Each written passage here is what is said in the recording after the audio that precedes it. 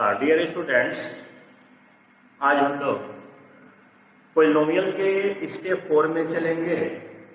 और जैसा कि हम लोग आज विगत 2-4 पीरियड से पोलिनोमियल के संदर्भ में ही डीपली चर्चा करते आ रहे हैं, लेकिन अब जो हमारा एक्सप्लेनेशन की जो प्रक्रिया होगी थोड़ा सा रैपिडली होगी, क्योंकि आप हर दृष्टिकोण से और पोलिनोमियल से जितने भी एसोसिएटेड जो टर्म्स हैं सबके डिफाइन वगैरह से आप परिचित हो चुके हैं। अब देखिए, एक प्रकार का डिवाइजर्स है। मान लिया जाए सपोज दैट एक्सरसाइज 2.3 में कहा जा रहा है आपको कि अगर आप x पर power 3 plus 3x square plus 3x plus 1 में अगर आप डिवाइड करते हैं x प्लस 1 से, तो इसका रिमाइंडर क्या प्राप्त होगा? क्योंकि इसको डिवीजन सिस्टम से ही आपको निकालना है। जैसा कि आपको प्रश्न में जो इंडिकेट्स कर रहा है वह कह रहा है कि लगातार डिवीजन मेथड से आप इसके रिमाइंडर को, क्वांटिटी को लिखना है और पता करना है। कह रहा है find the remainders if x cube plus 3x square plus 3x plus 1 is divided by x plus 1। तो डियर स्टूडेंट्स, हम लोग शुरू से ही क्लास शायद 7 से ही एक डिवाइडेशन को हल्के तौर पर लाइटली पढ़ते हम आ रहे हैं। इसमें घबराने की कोई बात नहीं है, इसमें ज्यादा थाउट करने की भी कोई आवश्यकता नहीं है कि सर डिवाइडेशन प्रक्रिया को लगातार हम लोग कैसे करेंगे। इसको यह सोचा जाए कि इसको हम लोग डिवीजन में ले रहे हैं।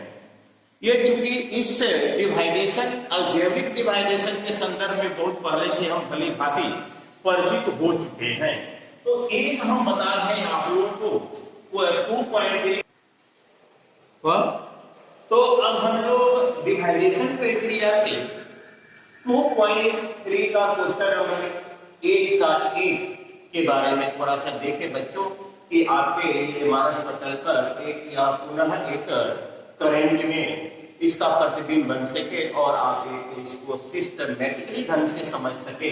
मान लिया जाए x प्लस 1 पहले हम जानते हैं डिवाइडेड बराबर divisor into quantity plus remainder. ये शुरू से हम लोग पढ़ते आ रहे हैं और ये प्राइमरी क्लासेस से ही इसके बारे में शिक्षक लोग या अपने घर में भी अपने होम ट्यूटर से या अपने गार्जियन से अभिभावक से पढ़ते आ रहे हैं कि भाज्य बराबर भाजक गुना भागफल जोड़ शेष, भाज्य बराबर भाजक गुना भागफल जोड़ शेष।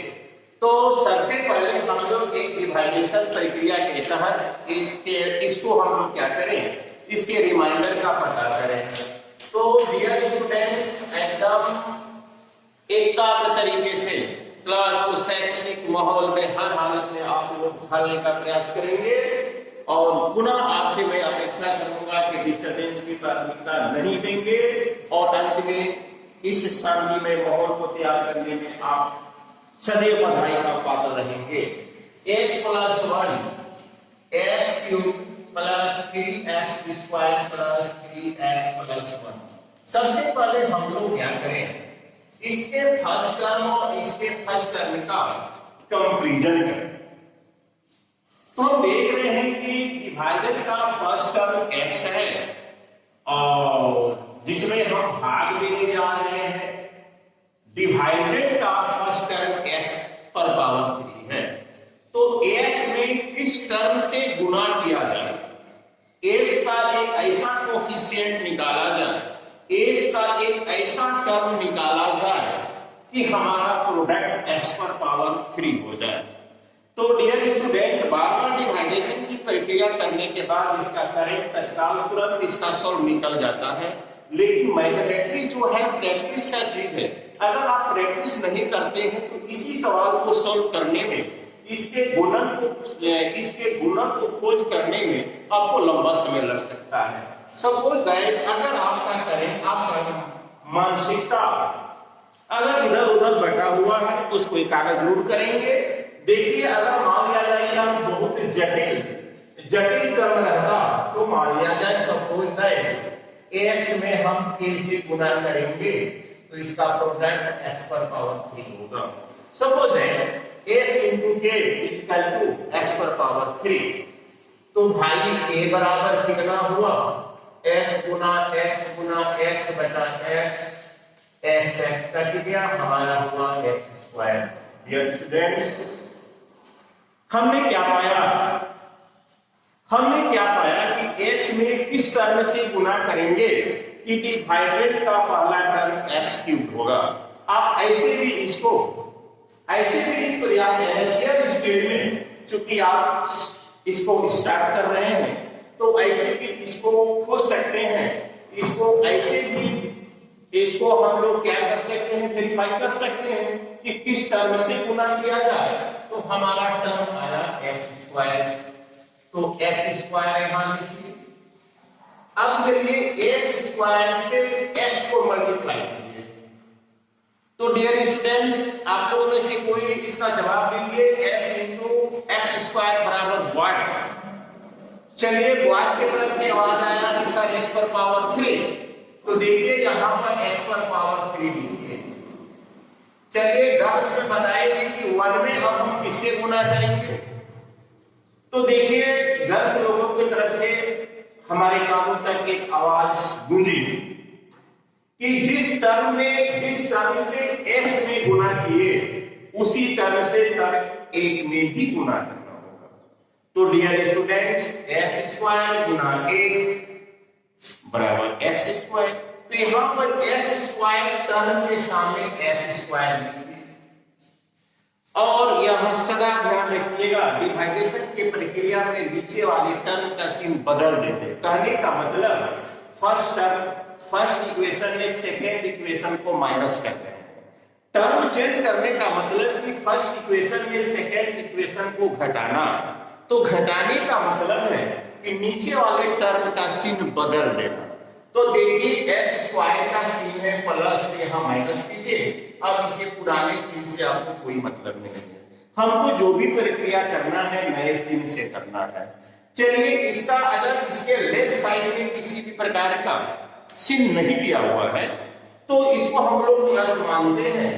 इस चिन्ह को हटा दीजिए, इसके जगह पर माइनस कीजिए।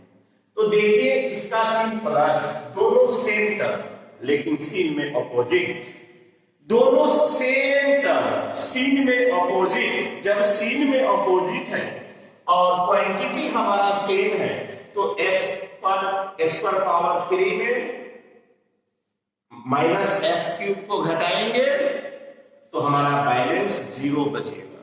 तो हम लोग अलजेब्रिक में यह प्रोसेस करते हैं कि 0 नहीं लिखकर सीधे उसको क्रॉस कर देते हैं।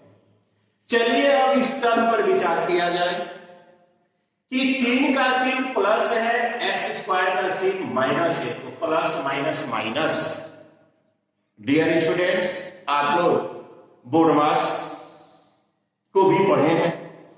बोर्ड मास के तहत हम लोग कैसे सिंप्लीफाई करते हैं और एडिंग में और मल्टीप्लिकेशन में प्लस प्लस क्या होता है, प्लस माइनस क्या होता है, माइनस माइनस क्या होता है, ये सब आप लोग पढ़ चुके हैं।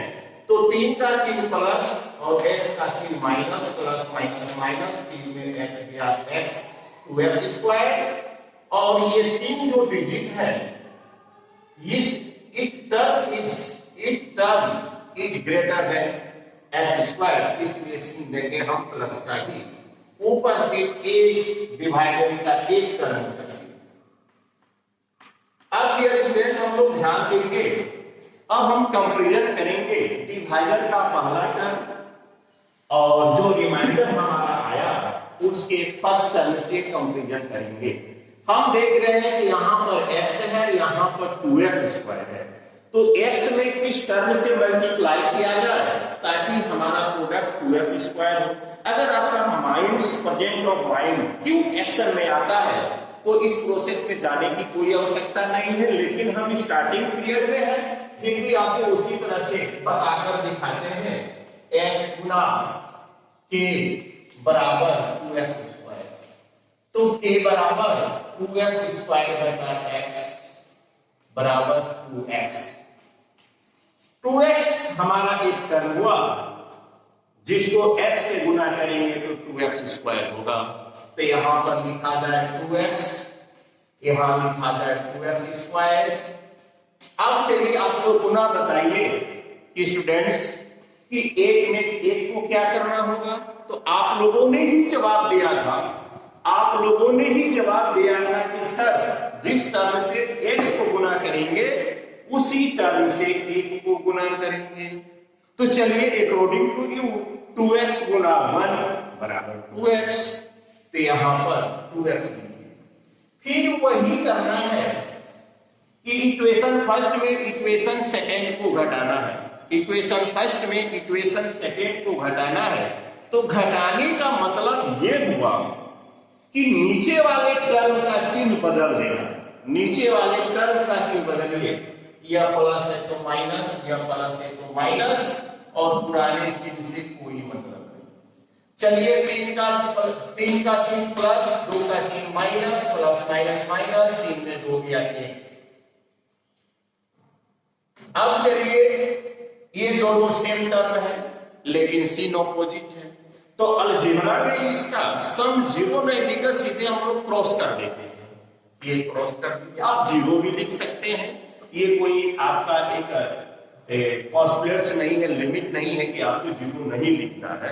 लेकिन उस उलझन को लेकर हम क्यों चलेंगे, वहां पर 0 क्यों लिखने जाएंगे जब उसका कोई मूल्यांकन ही अब नहीं रह गया। अब चलिए उतारिए 1।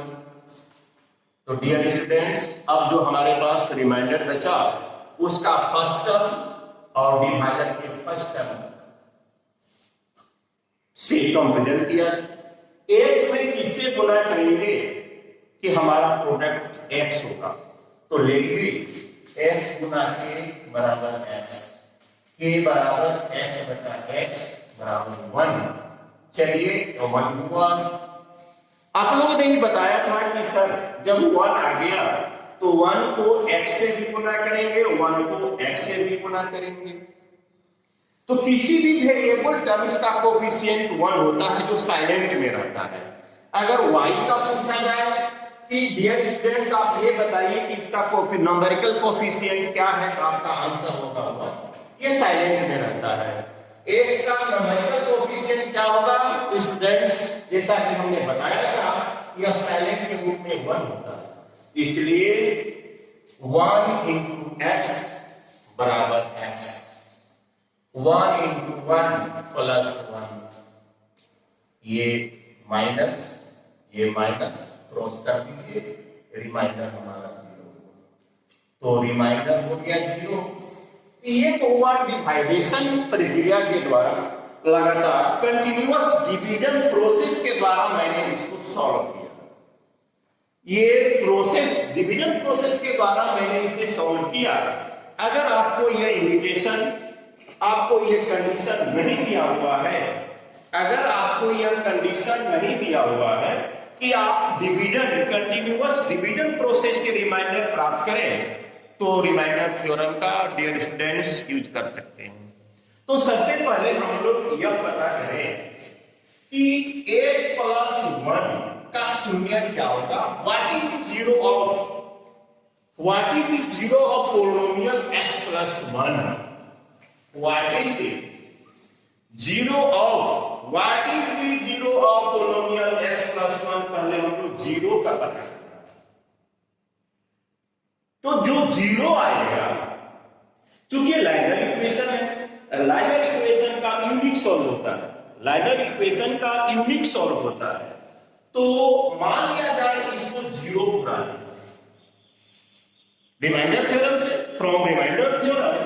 तो x बराबर इस 1 को इधर लाएंगे तो -1, इस -1 को अगर x प्लस 1 में पुट करते हैं, इस पूरे इक्वेशन का कीमत, पूरे इस इक्वेशन का वैल्यू 0 होगा। पूरे इस इक्वेशन का कीमत, पूरे इस इक्वेशन का वैल्यू 0 होगा। कैसे? x प्लस 1 -1 प्लस 1 बराबर 0। इसका मतलब है -1 is 0 of polynomial x plus 1. -1 is 0 of polynomial x plus 1. अब x plus 1 को इसमें हम पुट करें, एकदम इजीली तरीके से हम इसका क्या कर सकते हैं, रिमाइंडर निकाल सकते हैं, एकदम इजीली तरीके से।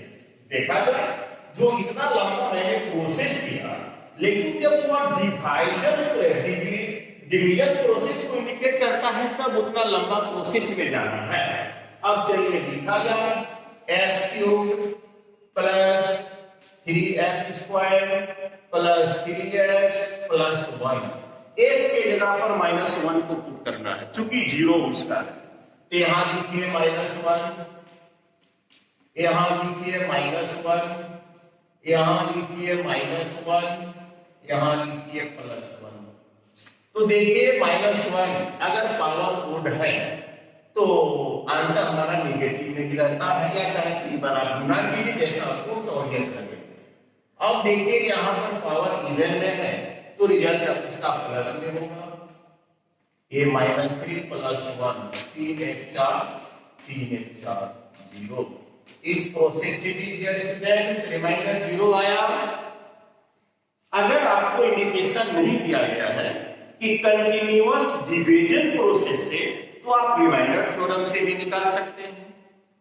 तो मैंने क्वेश्चन नंबर 1 का दोनों तरीके से आपको अपडेट किया, और आपके लिए जो होमवर्क में है उसमें 1 2 3 4 क्वेश्चन बच जाते हैं, जो कि आपको सेल्फ असेसमेंट में दे रहे हैं।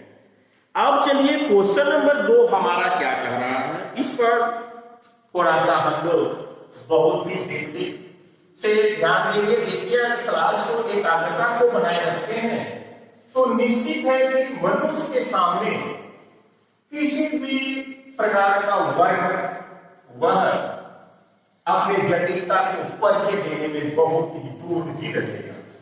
जटिलता आपके करीब तक नहीं पहुंचेगी, लेकिन आप रुचि नहीं रखेंगे तो जटिलता क्या, एक हल्का सा 3 के भर का प्रॉब्लम आपके मानसिकता को इस तरह से जकड़ लेगा कि आपकी रुचि इस विषय वस्तु से पैरेलल होता चला जाएगा। अब देखिए क्वेश्चन नंबर हमारा 2 है, find the remainder, find the remainder, find the remainder when x³ ax² plus 6x minus 8 is divided by x minus 8, divided by x minus 8।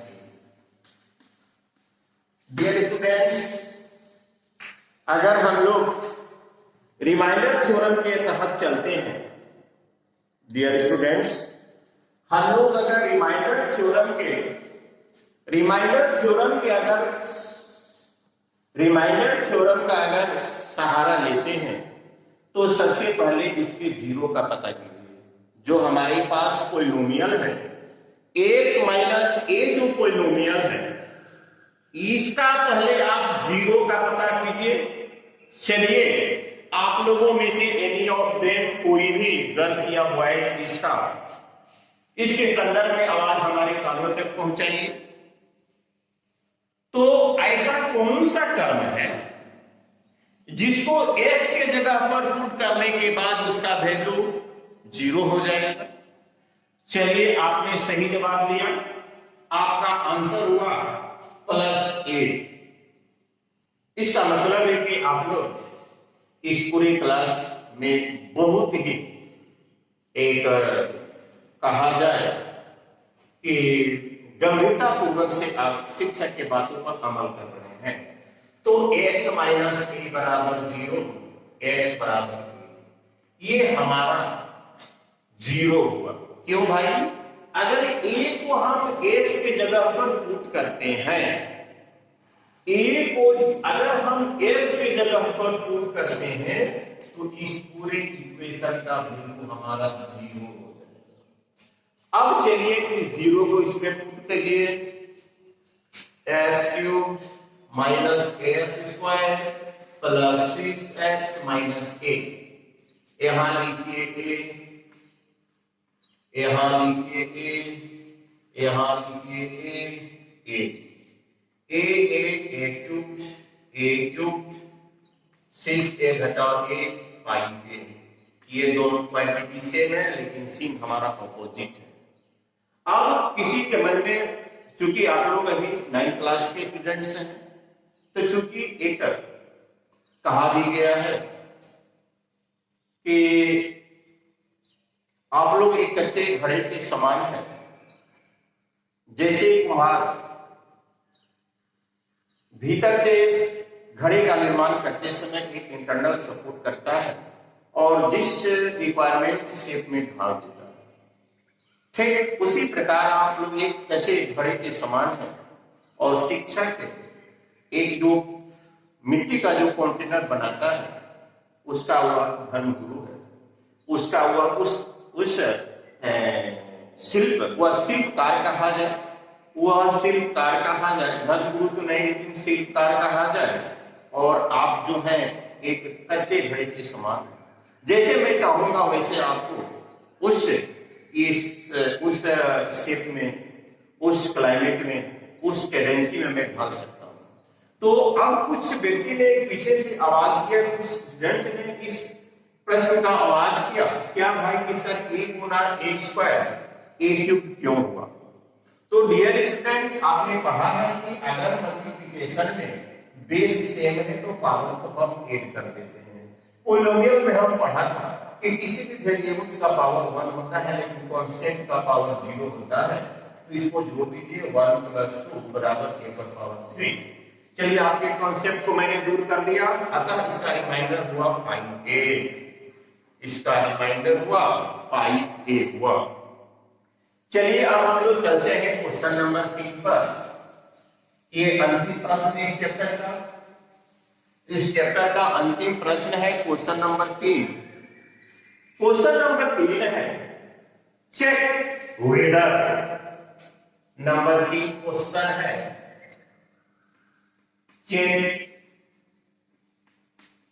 Check whether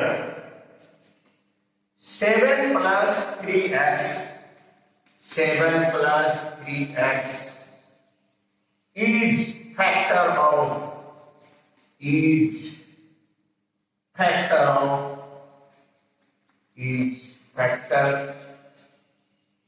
of 3x³ + 7x 3x³ + 7x। तो dear students, यह जो है cubic polynomial है और यह जो है liner polynomial है। तो कह रहा है कि क्या यह इसका फैक्टर है? 7 + 3 is the factor of the given polynomials। इसका दो तरीका, या तो कंटिन्यूअस डिवीजन मेथड से भाग देते जाइए, अंत में अगर फाइनली रिमाइंडर हमारा 0 आता है, फाइनली अगर हमारा रिमाइंडर 0 आता है तो हम कहेंगे कि यह इसका फैक्टर है। अगर फाइनली रिमाइंडर 0 नहीं आता है तो इसका फैक्टर नहीं है। तो उतने लंबे प्रोसेस में ये आप घर में इसको क्या कीजिएगा, प्रैक्टिस कीजिएगा।